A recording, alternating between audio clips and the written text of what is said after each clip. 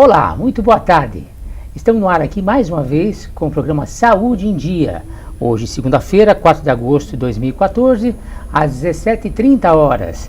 Mais uma vez, estamos no ar aqui, sempre com um convidado diferente.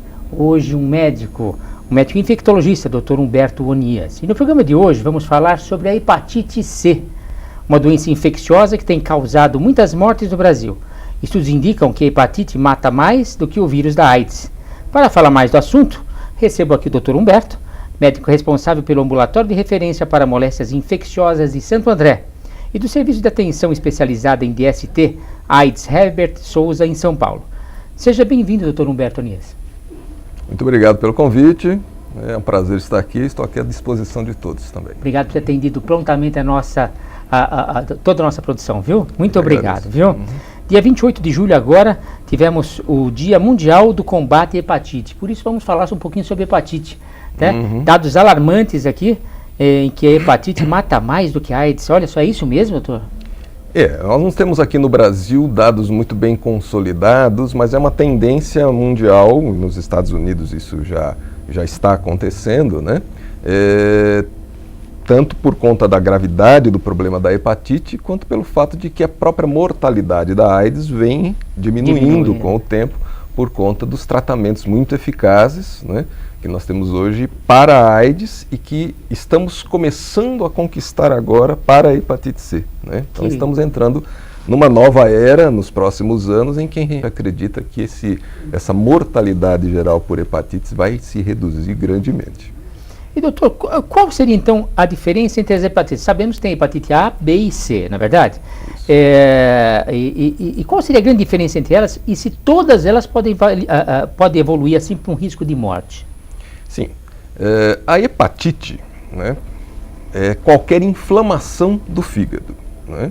Essa inflamação do fígado pode acontecer por vários motivos. Né? Existem as causas que são as chamadas causas infecciosas das hepatites. Existem causas não infecciosas, como por exemplo o excesso de álcool. Né? Quem bebe muito pode ter uma hepatite alcoólica, por exemplo. Né?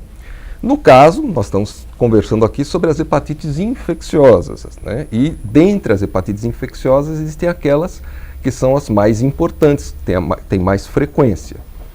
As hepatites virais A, B e C. Existem outras hepatites virais, como a hepatite delta, como a hepatite E, que são menos frequentes no nosso meio. Né? As hepatites mais frequentes são as hepatites A, B e C, que têm algumas diferenças entre elas. Né? Elas podem, todas elas, causar a chamada hepatite aguda, a que acontece pouco tempo depois que a pessoa se contamina pelo vírus da hepatite A, da hepatite B ou da hepatite C. E elas têm, diferentemente entre cada uma delas, um potencial de se tornar uma infecção crônica, né, que é o grande problema. Em relação à hepatite A, ela não cronifica. Né? Então a pessoa desenvolve a hepatite aguda. Em raríssimos casos pode ser uma hepatite muito grave, fulminante, que pode até levar ao óbito, mas na grande maioria dos casos é uma infecção que nós chamamos de autolimitada. Desenvolve o quadro de hepatite aguda e no decorrer de algumas semanas, no máximo alguns meses, a pessoa consegue naturalmente eliminar o vírus e se curar da hepatite, não cronifica. No caso da hepatite B, já existe esse risco numa minoria das pessoas que se contaminam. Então vamos dizer que de 100 pessoas que se contaminam com o vírus da hepatite B, 90 conseguem desenvolver, assim como na hepatite A, naturalmente, os anticorpos que a curam da infecção e não ficam as defesas, com a infecção crônica. São as defesas do organismo. Né? Exatamente. Em uma minoria se mantém portadora do vírus da hepatite B ao longo da vida. No caso da hepatite C já é o inverso. Uma minoria das pessoas que se contamina com o vírus da hepatite C consegue naturalmente eliminar o vírus. Digamos que entre 100 pessoas, em torno de 10 a 20 pessoas que se contaminam com o vírus da hepatite C então, conseguem eliminar. Cerca de 80 delas vão permanecer portadoras do vírus pelo resto da vida. Isso caso ela não venha a se tratar no futuro e conseguir eliminar o vírus. Felizmente, uma pequena pequena parte delas é que vai desenvolver ao longo do tempo manifestações mais graves da doença. Mas é uma infecção de longo tempo, ao longo de décadas a pessoa se mantém portadora do vírus com o risco de desenvolver formas mais graves da doença. Então é possível uma pessoa ter uma hepatite C e não saber? Sim, a grande maioria das pessoas hoje, no mundo todo e no Brasil também, que são portadoras do vírus da hepatite C, não sabem disso, né? Por isso que hoje há campanhas, como aqui aconteceu, de divulgação na imprensa no dia 28 de julho, do Dia Mundial de Luta contra as Hepatites, justamente para estimular a população a saber mais, né? E hoje há até recomendações, né, para que pessoas, né, que nasceram no período mais ou menos entre 1945 e 1970, vamos dizer, pessoas que têm hoje mais ou menos entre 45 e 70 anos, né? Nós, assim, por exemplo. Nós, mais ou menos, não é isso? Nós estamos lá no limite inferior dessa faixa. Tá bom, né? tá certo. Essas pessoas têm a recomendação de procurar serviços de saúde para fazer a sorologia para hepatite C, para pesquisar se são ou não portadoras e poderem usufruir, né, do acompanhamento adequado. Porque a hepatite C, dessas 3 hepatites, foi a última que teve o agente causador, o vírus da hepatite C, descoberto. Então, até pouco tempo atrás, né, até o início dos anos 90, né, não havia nenhum exame para se fazer, né, por exemplo, no sangue doado, né, para se pesquisar se a pessoa era portadora ou não do vírus da hepatite. Então, muitas pessoas que hoje são adultas, né, nessa faixa etária, né, podem ter tido contato com o vírus e serem portadores sem saber. Ou seja, quanto mais pessoas vierem a saber que tem hepatite, sim, melhor o prognóstico, melhor, não é verdade? o prognóstico. Porque ele vai ter acesso ao seu tratamento. Claro, vai ter acesso a serviços especializados para acompanhar a sua doença e ter acesso ao tratamento adequado. E com isso nós conseguimos também, a pessoa sabendo-se portadora e tendo o cuidado para não transmitir essa infecção a outras pessoas, a gente consegue também diminuir ou quebrar a cadeia de transmissão da infecção, né? Então, se a pessoa tiver... Ou seja, é melhor o seguinte, eu sempre falo que é o seguinte, procure seu médico de confiança, não é verdade? Claro. Não vá no balcão da farmácia, não, né? Nenhum. Pedir alguma coisinha para hepatite, isso, aquilo, Hoje, né? Todas as unidades públicas, unidades básicas de saúde de todos os municípios têm condições de fazer o exame básico, né? Gratuitamente, a pessoa procura o clínico dessas unidades, né, e vai poder fazer esse exame gratuitamente, se descobrir ou não portador. Ou seja, já passou de ser um exame para se dar um diagnóstico para ser um exame preventivo, né? Claro, sem dúvida. A prevenção pelo menos das complicações tardias da doença. E quais seriam então as principais vias de transmissão dessa doença? Então, em relação à hepatite A, né, que é aquela que eu disse que tem esse período da hepatite aguda e depois a pessoa se cura naturalmente, né? Ela é uma doença de transmissão através de água e alimentos contaminados, né? Então, a forma principal de transmissão, além, né, da forma mais geral, que é o adequado saneamento básico, né? Então, água tratada, esgoto recolhido e tratado, etc., é o cuidado em casa com a água que se consome, né, que deve ser sempre uma água tratada, né, e com os alimentos, né, uma lavagem adequada dos alimentos que vão ser ingeridos crus, né, ou o cozimento adequado dos alimentos para o consumo, né. Então, a lavagem adequada das frutas, verduras antes do consumo, né, é fundamental para que se evite essa e outras doenças transmissíveis por água e alimentos contaminados. No caso da hepatite B, a transmissão principal hoje em dia, né, por conta de que existe hoje um cuidado maior em relação à transmissão por sangue, né, nas doações, né, os controles, etc., a transmissão principal da hepatite B é a via sexual. É uma doença sexualmente transmissível, né, mas também pode ser transmitida por materiais que cortam ou que furam, que possam estar contaminados. E no caso da hepatite C, a principal forma de transmissão é por aí, são os materiais que cortam, que furam, chamados materiais perfurocortantes, né, que possam estar contaminados, ou sangue contaminado que não tenha sido adequadamente testado. Né. E quais seriam então os sintomas das hepatites, né, já que estamos falando da A, B e C, né? Então, existem os sintomas que são específicos da hepatite aguda, né, que são comuns a todos os tipos de hepatite, né, que são aqueles sintomas clássicos que a gente chama, né? Então, os olhos amarelados, que é a chamada icterícia, né? A urina mais escura, né? Que chega a um tom parecido com a da Coca-Cola, né? As fezes ficam bem mais claras, algumas vezes elas ficam praticamente brancas, né? Tá certo? E uma fraqueza geral, uma náusea, né? Esse é um quadro que é comum a qualquer tipo de hepatite viral aguda. Isso quando elas causam sintomas, não é? Porque na grande maioria dos pacientes, essa fase da hepatite aguda passa despercebida porque não causa sintoma nenhum. Aí o paciente pode se contaminar pelo vírus da hepatite A, desenvolver a imunidade à hepatite A e nem saber que teve hepatite no passado, né?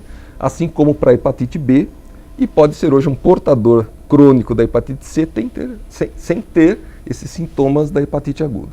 No caso da hepatite crônica, né, ela é silenciosa, sem sintomas durante muitos anos ou décadas, né, até que no futuro, por conta das complicações que ao longo do tempo vão aparecendo no fígado, né, e pelo desenvolvimento em particular da cirrose do fígado em alguns pacientes, né, aí vão aparecer os sintomas da falência, da falha do funcionamento do fígado. Então, que são sintomas relacionados então à falta de proteína no organismo, a ascite, né, que é o acúmulo de líquido no abdômen, o inchaço. A barriga d'água, né? A barriga d'água, exatamente. Né? De novo, a icterícia, né, que é o amarelo dos olhos, etc. E uma queda progressiva do estado geral por conta do mau funcionamento do fígado. Isso já é o estágio bem tardio da evolução da doença. Existem vacinas para o tratamento das hepatites ou da hepatite?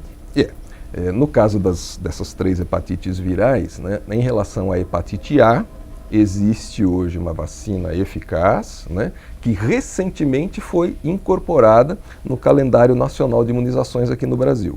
Ela já era disponibilizada até pouco tempo para situações especiais, então para pacientes portadores de outros problemas hepáticos, de outros tipos de hepatite, etc., era indicada e aplicada pela rede pública de saúde a vacina da hepatite A, e ela agora foi incorporada ao calendário nacional de imunizações da criança, na criança entre 1 e 2 anos de idade.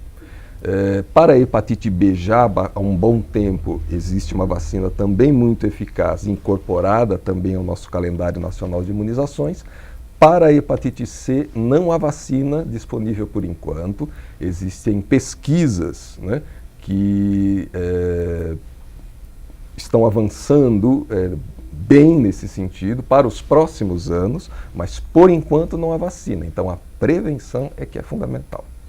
Doutor, eu tenho hepatite, por exemplo, e se eu for tomar uma vacina, eu corro risco de alguma coisa? Eu tenho hepatite e não sei. Até qualquer um dos nossos. Você vai tomar uma vacina para outras doenças quaisquer? Não, a vacina para a própria hepatite, não. Tá? Não há problema em tomar a vacina para a própria hepatite. Se você é portador, por exemplo, da hepatite B, e tomar a vacina para hepatite B inadvertidamente, isso não vai... Isso que eu queria colocar a população. Quer dizer, porque eles podem ficar com medo, falar assim, puxa, mas eu não sei se tenho ou não, então eu tenho que fazer o exame aqui. Não, se está incorporado ao calendário, eu acho que não teria problema nenhum, né? Para a criança, né, está incorporado ao calendário.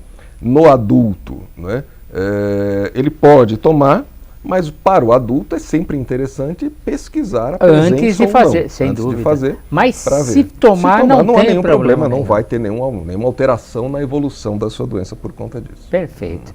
Web TV São Caetano, onde nossa cidade é o canal. Agora sou eu e você aqui na Web TV São Caetano e com o Dr. Humberto Onias, infectologista aqui com a gente, falando sobre as hepatites, em especial a hepatite C. Vamos para um breve intervalo e voltamos já já. Não saia daí, hein? Até já.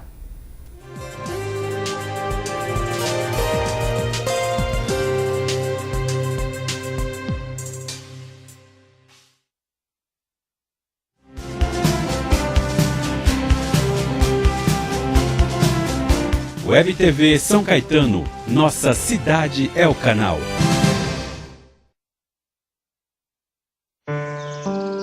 Meu nome é Marcos Palmeira, comerciante. Você lembra das chuvas na Serra do Rio de Janeiro? Choveu demais. Sem as árvores, a lama se espalhou e morreu muita gente. Mas não precisa ser assim. Por isso, eu assinei pela lei do desmatamento zero.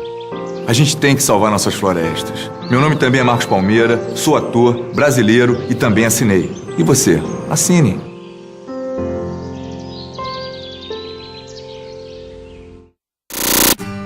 Café San Martín, o lugar ideal para tomar aquele cafezinho e ainda saborear lanches, salgados, doces e bolos deliciosos. São diversos sabores. Destaque também para o almoço, com pratos rápidos e saladas, opções variadas e preço acessível. Ambiente aconchegante e bom atendimento. Café San Martín, sua nova opção em São Caetano. Rua Amazonas 363, Loja 2, Centro.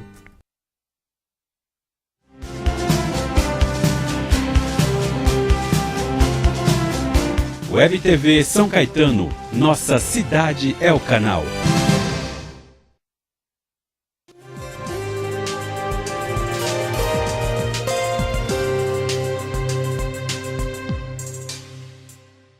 Olá, voltamos agora desse breve intervalo, tá? Estamos aqui com o Dr. Humberto Onias, médico infectologista daqui do ABC e de São Paulo. Tá? Ele está nos brindando sobre o tema hepatite A, B e C, e em especial as hepatites C. Isso é possível aqui na Web TV São Caetano, no programa Saúde em Dia. Dr. Humberto, me fala uma coisa, quais os tratamentos indicados para essa doença? Bem, para as hepatites agudas, em geral, o tratamento, em princípio, é repouso relativo, não é preciso ficar de cama, amarrado na cama, ainda mais, imagina uma criança que está com hepatite, você nem consegue fazer isso. É um repouso relativo, né? Uma alimentação mais leve para que ela possa ser bem tolerada, não há nenhuma restrição específica, e isso normalmente é suficiente para que a pessoa vá se recuperando. Para as hepatites crônicas, tanto a hepatite B quanto a hepatite C, existem indicações específicas, né, de tratamento que dependem dos exames que a pessoa tem, que avaliam como é que está a sua situação do comprometimento do fígado pela doença. E existem então medicamentos, né, tanto para a hepatite B quanto para a hepatite C, hoje disponíveis, né, que conseguem, no caso da hepatite B, controlar bem a doença ao longo do tempo.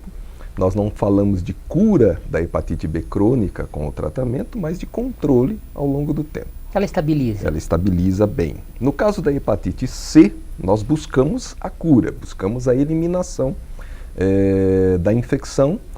Com as drogas que nós tínhamos até muito pouco tempo, né, nós conseguíamos isso, na melhor das hipóteses, em 70% dos casos, né?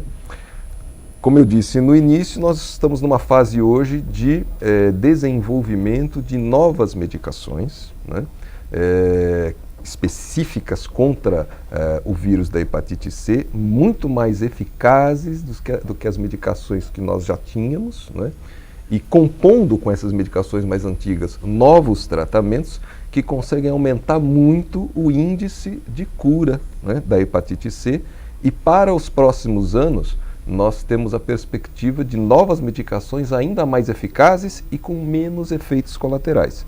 Então nós estamos numa fase muito interessante, né, na questão da abordagem da hepatite C, por isso é importante o diagnóstico, porque a pessoa vai poder usufruir, né, de todos esses avanços que a medicina vai ter nos próximos anos em relação ao tratamento da hepatite C. Como nós estamos falando aqui em tratamento, já temos uma pergunta no ar, tá?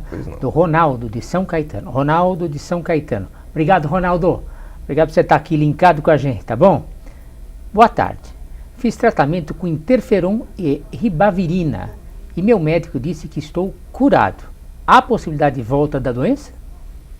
Olá, Ronaldo. Obrigado aí pela pergunta. Muito boa sua pergunta. Se o seu médico disse que você está curado, é porque você já fez toda a fase de exames de controle que são feitas após o tratamento. né? Se você já completou, aí precisaríamos conhecer melhor, né, o tempo das coisas aí no seu caso, mas se você já completou junto aí ao seu médico toda a fase de controle do tratamento da doença, do controle de cura, e ele disse que você está curado, é verdade, você está curado, né? Eventualmente pode haver uma reinfecção, o que é difícil, né? Mas do ponto de vista da doença que você teve, o risco de recidiva, desde que você já tenha cumprido todas as etapas de controle e ele garantiu a você que você está curado, você também está livre desse risco da recidiva da doença. Então, quais seriam então, falamos em tratamento, vamos falar então das precauções, né? Então, quais seriam as precauções para se evitar as hepatites, em especial a C? Eu acho que isso aí que a população tem que ter em mente mesmo, né? Então, como eu disse, a hepatite C é uma infecção transmitida principalmente, então, por materiais que cortam, que furam, que possam conter sangue e outras secreções do organismo, né, que possam conter o vírus. Então, a prevenção, né, da hepatite C se dá, em primeiro lugar, pelo controle do sangue que é doado, né? Então, hoje é uma rotina em qualquer banco de sangue se fazer a pesquisa, né, da infecção da hepatite B e da hepatite C. Então, essa é uma questão hoje bastante segura aqui no nosso país. E a prevenção se dá também através do não compartilhamento, né, de materiais pérfuro-cortantes que possam conter sangue contaminado. Quando eu falo de materiais pérfuro-cortantes no nosso dia a dia, nós podemos lembrar, por exemplo, do alicate de unha, né? Lá da manicure, etc, né? Ou você esteja segura de que esse material está sendo adequadamente desinfetado, né? Limpo, ou você tenha o seu próprio e leve lá, né, para a sua manicure usar, por exemplo, né? Materiais que possam conter sangue e secreções de uso diário em casa. Então, obviamente não se vai compartilhar escovas de dente, por exemplo, aparelhos de barbear, né, lâminas de barbear que possam ter sido usadas, né, por pessoas potencialmente portadoras, né. São cuidados básicos no nosso dia a dia que podem evitar a transmissão. Além, é claro, no ambiente hospitalar, o material tem que estar adequadamente esterilizado, o material cirúrgico, o material odontológico, né? Ter certeza que o seu dentista esteriliza adequadamente os materiais que usa. É assim que a gente consegue prevenir a infecção pelo vírus da hepatite C. Muito bom. Mais uma pergunta aqui no ar. Edilson Nascimento, de Santo Amaro, São Paulo. Obrigado, Edilson. Continua com a gente, hein? Tá? Qualquer coisa, ó, link aqui embaixo. Aplique aqui. Entre nesse botão participe, tá? E entre com a sua pergunta, tá? Você, Edilson, e qualquer outra pessoa. Nós estamos aqui para isso. Eu, Dr. Ângelo Pavim, como intermediário, e o Dr. Humberto Nias aqui, claro, para responder as suas perguntas, tá bom? Edilson pergunta, então, tive hepatite C diagnosticada no início e fiz tratamento. Sempre acompanho o quadro com novos exames, mas gosto de tomar um vinho de vez em quando. Corro algum risco com isso? Edilson, que pergunta difícil. Mas vamos lá. Edilson, é assim, se você tratou, né, e está curado, né, tudo vai depender do grau de comprometimento que restou no seu fígado, né? Isso é o seu médico que pode avaliar com você. Se você teve uma recuperação completa do funcionamento do seu fígado, não há problema em, de vez em quando, você tomar um vinho, né, uma cervejinha com os amigos, no ambiente social, né? Agora não vale aquela coisa, eu bebo socialmente, mas minha vida social é muito intensa, né? Tá certo? Você tem que controlar, como qualquer pessoa, né, a quantidade de álcool que bebe. A orientação vai ter que ser, obviamente, dada pelo médico, né, que fez o seu tratamento, que vai poder lhe dizer qual é o grau de comprometimento que restou no seu fígado. Se o seu fígado voltou completamente ao normal, não há problema em, eventualmente, fazer uso de álcool, desde que não seja um abuso que possa levar, por seu turno, a uma hepatite alcoólica desta vez, né? Tá certo?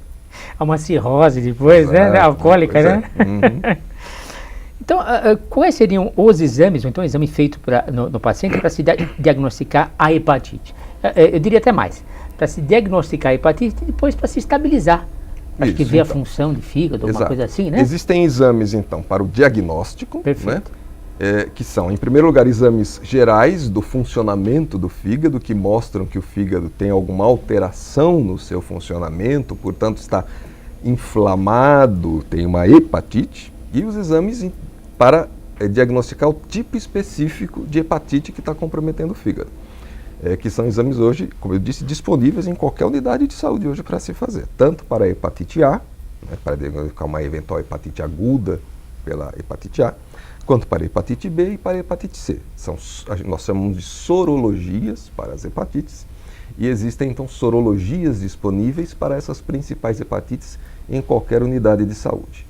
Depois, se a pessoa é diagnosticada como uma portadora crônica do vírus da hepatite C ou da hepatite B, haverá outros exames a serem feitos para se identificar o grau de comprometimento, né, do fígado e a necessidade ou não de se fazer o tratamento. Novamente, exames que vão avaliar o funcionamento mais detalhadamente do fígado e exames que vão pesquisar o vírus especificamente, a quantidade de vírus que está se multiplicando no organismo dessa pessoa e a partir daí se definir a necessidade ou não de tratamento.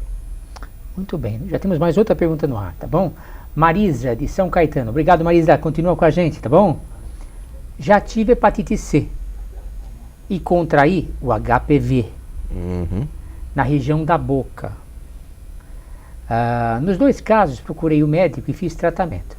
Recentemente fui diagnosticada com herpes zoster. Tratei com aciclovir pomada e comprimido, mais ibuprofeno. Os casos podem ter ligação? Uma ligação direta, não. São doenças diferentes, né, causadas por micro-organismos diferentes. Né? Tanto a hepatite C, quanto o HPV, quanto o herpes zoster são causados por vírus, só que vírus diferentes, de famílias diferentes, eles não têm parentesco nenhum. O que é importante, isso pode haver então uma ligação indireta, né? É no sentido de isso tem que ser feito pelo médico que a acompanha, provavelmente já foi feito, se você acabou desenvolvendo esse conjunto de infecções diferentes por ter algum outro problema de saúde que possa eventualmente causar algum problema com a sua imunidade, né? E a partir daí você acabar desenvolvendo essas diferentes doenças. Você tem que conversar com o seu médico para que ele ver se ele já fez essa avaliação, essa pesquisa, e se não fez, para que possa fazer e ter certeza de que você não é portadora de nenhum outro problema de saúde que possa estar lhe causando uma queda da sua resistência, da sua imunidade e favorecendo então o aparecimento de outras doenças.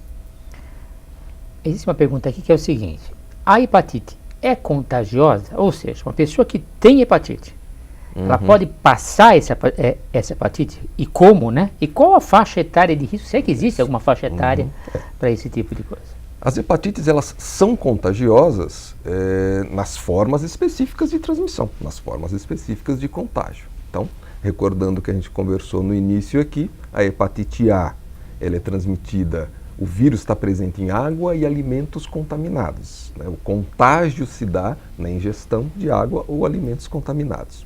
No caso da hepatite B, o contágio se dá principalmente através da relação sexual desprotegida, né? Então a proteção na relação sexual, o uso da camisinha na relação sexual é fundamental para prevenir todas as DSTs, inclusive a hepatite B, né? E no caso da hepatite C, o contágio é por materiais que eu chamei de perfuro-cortantes, aqueles materiais que cortam ou que furam, que possam estar potencialmente contaminados. Então a prevenção se dá por aí também. Assim é a forma do contágio.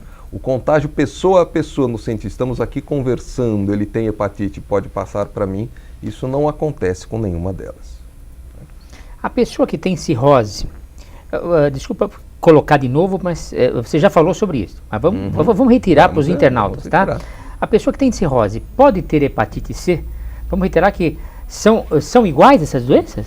A cirrose é o comprometimento final mais grave de uma inflamação crônica do fígado.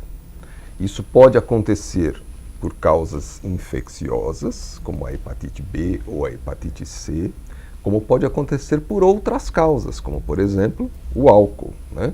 A pessoa pode desenvolver uma cirrose pelo uso abusivo do álcool ao longo da vida, né? É a cirrose alcoólica que a gente chama. Mas a pessoa pode desenvolver cirrose pela hepatite C crônica. É hoje uma das causas mais comuns de cirrose, né? A hepatite C crônica é o comprometimento final do fígado pela inflamação crônica pelo vírus da hepatite. O que a gente pretende com todas essas campanhas, né, com essa divulgação que está sendo feita como aqui hoje, é que as pessoas busquem o diagnóstico mais precocemente, né, antes que esse acontecimento da cirrose, né, possa comprometer de vez a sua saúde, né, e a pessoa possa usufruir dos tratamentos já disponíveis e dos futuros tratamentos que em pouco tempo nós teremos, para evitar que chegue então a esse ponto, né? Que aí chegou no ponto da cirrose, mesmo que você trate o paciente e ele consiga eliminar o vírus do seu corpo, seu fígado já estará comprometido em algum grau para o resto da vida. Então a gente tem que evitar que se chegue a esse ponto. Eu gostaria de agradecer ao Dr. Humberto Eunias, muito obrigado por ter estado aqui com a gente. Tudo que é bom termina rápido. Claro, Tá vendo? Passa assim voando, Sem não é verdade? dúvida. E gostaria de agradecer o seu pronto atendimento realmente com a nossa produção, a gentileza com que o senhor atendeu a nossa produção.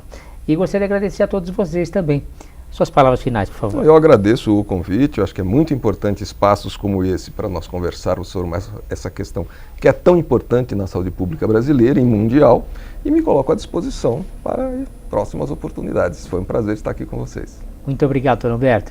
Web TV São Caetano, onde a nossa cidade é o canal. Gostaria de convidar vocês aqui no ar para o nosso próximo programa, segunda-feira que vem, às 17h30, o programa Saúde em Dia. Isso é possível aqui na Web TV São Caetano. Muito obrigado e até lá. Até lá, hein?